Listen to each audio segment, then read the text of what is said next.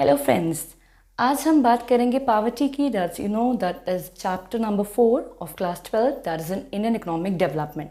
Whenever I am talking about poverty, as I have already shown in my last video, मैंने basics बताए थे, बस एक quick glimpse हम करते हैं पॉवर्टी का.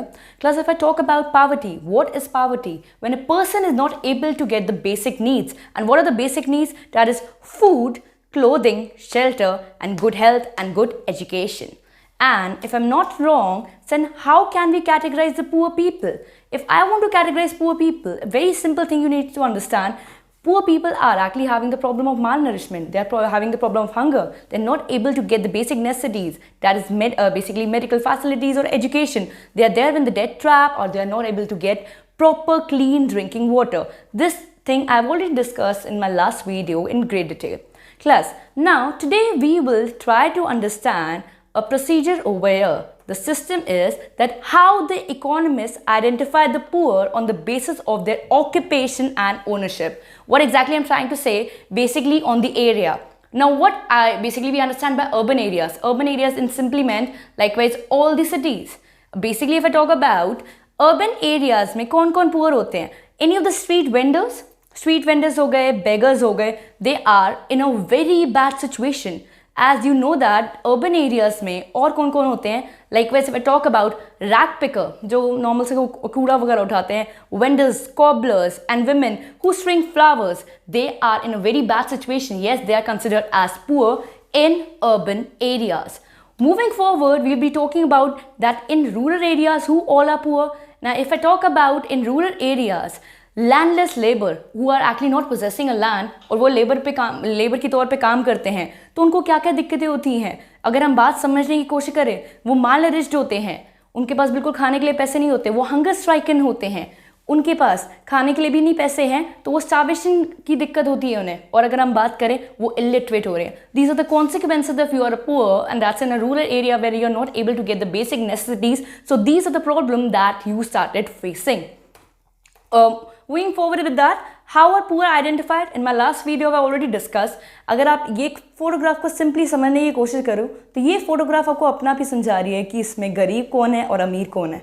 ये हम डिफ्रेंशिएट करते हैं कि कौन अमीर है और कौन गरीब है. और अगर हम एक क्विक ग्लिम्स में हम ये भी बात करें कि हमारे क्या क्या मेजर्स थे पॉवर्टी को मेजर करने के लिए, तो सबसे पहले था minimum calorie intake. Rural area में अगर कोई इंसान को 2400 कैलोरीज मिलती है और अर्बन एरिया में 2100 कैलोरीज मिलती है, so of course that person is not poor.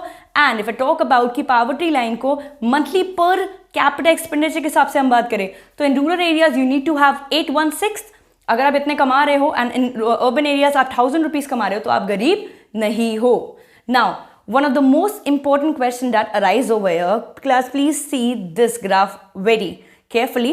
We are categorizing the poor. We categorize poor in 3 categories, that is chronic, transient and non-poor. Whenever I am talking about chronic का मतलब always poor and usually poor. मतलब एक ऐसी condition कि हाँ हमें पता है ये इंसान गरीब है. We know that if a beggar is in such a poor situation, we know that person is not able to uplift himself to get from the state of poverty. Now moreover, if I talk about transient, in transient, please be very careful with the word. The word is churning poor or occasionally poor. Whenever I'm talking about transient poor, that means sometimes they are poor and sometimes they are not poor. Ma'am इसका example क्या होगा? If I am not wrong, जिन लोगों का काम होता है जैसे वो व्हाइट वॉश करते हैं, जब उनका सीजन होगा उनको काम मिलता है, जब उनका सीजन नहीं होता उनको काम नहीं मिलता. More over if I talk about seasonal labours, seasonal labour जब जैसे स्पेसिफिकली एग्रीकल्चर सेक्टर में होता है, जो लैंडलेस फार्मर्स होते हैं, जिनको अब जब काम मिल गया तब वो एम्प्लॉयड है, वरना वो एम्प्लॉयड नहीं है. So that's why they are coming in churning poor और occasionally poor. Moreover if I talk about who, now we will talk about non-poor, all those people you know that कि अब वो category में ही नहीं है गरीबों की, और in near future we know that कि वो कैटेगरी में आ भी नहीं सकते. ऐसे कौन कौन है? If I talk about owner of Microsoft, you know that Bill Gates, owner of Facebook, that is Mark Zuckerberg, and owner of basically if I talk about Amazon, it's Jeff Bezos. Now class, इसके बाद हम बात करेंगे एक new concept की, और वो new concept क्या है? Absolute and relative poverty. This is a very important question from NCERT point of view. बहुत बार बच्चों के प्री बोर्ड में भी पूछा जाता है. Now what is absolute poverty? Now whenever I am talking about absolute poverty, one concept need to be clear, that absolute poverty simply meant that when you are not able to get your basic needs, and what are your basic needs? Food, clothing, shelter, good health, good education. But if I'm talking about relative poverty, the word itself signifies relation, a relative. That means I am poor in comparison to Ambani, but I am rich in comparison to my maid. मतलब कोई दो चीज़ों से comparison है. तो India अगर USA से compare करें हम, इंडिया और यूएसए की जीडीपी, तो ऑफ कोर्स इंडिया यूएसए के मुकाबले गरीब है, पर इंडिया कोई और बहुत ज़्यादा मतलब लाइक वेज if I talk about African countries के मुकाबले बेटर कंडीशन में, तो उनके मुकाबले अमीर है. It's just I am talking about its relation, that is relative poverty. Now when I am talking about absolute poverty that's for sure less developed countries में होती है. बट रिलेटिव पॉवर्टी का जो मेजर कंसेप्ट है, we are talking about income inequality से दिखता है. तो रिलेटिव पॉवर्टी आपकी डेवलप्ड कंट्रीज में भी होती है और अंडर डेवलप्ड कंट्रीज में भी होती है. नाउ एब्सोल्यूट पॉवर्टी को हम कैसे मेजर करते हैं? Absolute poverty is measured with the help of poverty line. Now what is poverty line? Now poverty line actually differentiate between poor and non poor. एक नॉर्मल लाइन है जो आपकी differentiate करती है भाई गरीब कौन है और गरीब कौन नहीं है. एंड रिलेटिव पॉवर्टी आप कैसे मेजर करते हो? It is measure with the help of Lorenz curve. अगर आपको याद होगा, लॉरेंस कर्व आपने 11th क्लास में स्टैट्स के अंदर पढ़ा था, डिस्पर्जन के अंदर. एंड रिलेटिव पॉवर्टी एक और चीज से भी हम करते हैं, that is Gini coefficient. Gini coefficient, if I am not wrong, you will study in your higher classes. Now, if I talk about absolute poverty remain consistent over time. You know that हाँ जो गरीब है सो गरीब है. Likewise, around in India, 22% people are poor. So they are considering under basically absolute poverty. Whereas if I talk about relative poverty, so it's keep on changing. Likewise, if relative poverty, it changes with time with the increase in income and standard of living. अब कोई कभी और ज़्यादा अमीर हो जाता है तो कोई गरीब हो जाता है उसके मुकाबले, और कोई ज़्यादा कंडीशन और ख़राब हो जाती है. So this keep on changing, the standard of living keep on changing as per your income.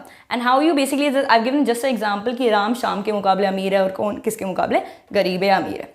Now, moving forward, now I would like to show you some of the criticism of the method, and which method I'm talking about, monthly per capita expenditure, MPCE इसकी full form भी आ सकती है. भी किसी ने कहा कि poverty line को जो हम मेजर कर रहे हैं मंथली पर कैपिटा एक्सपेंडिचर के हिसाब से, दैट इज MPCE, ये मेथड ठीक नहीं है. क्यों ठीक नहीं है? क्योंकि एक सबसे बड़ी प्रॉब्लम आती है, बहुत सारे लोग कहते हैं हम इंडिया में आइडेंटिफाई ही नहीं कर सकते कौन गरीब है और कौन गरीब नहीं है.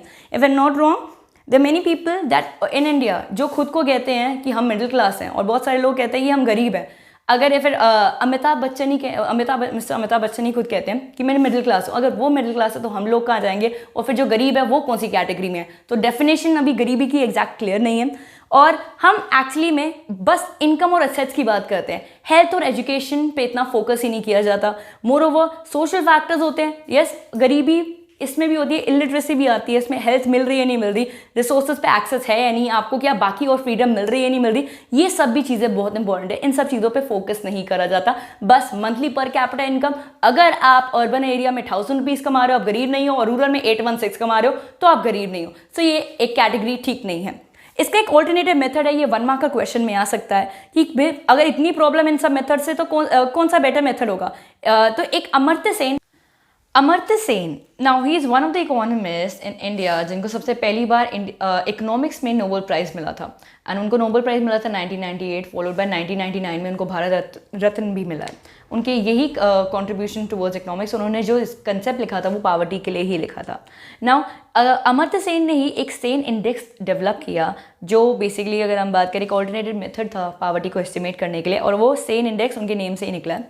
और अदर क्या टूल्स हो सकते हैं, that is poverty gap index and squared poverty gap. This can come in 1 marker. Okay, thank you. And अब नेक्स्ट वाली वीडियो में मैं आपको बताऊंगी ट्रेंड्स क्या थे और क्या क्या कॉजेज रहे हैं, क्या रेमेडीज और कौन कौन सी योजना है जो आपके लिए इंपॉर्टेंट है.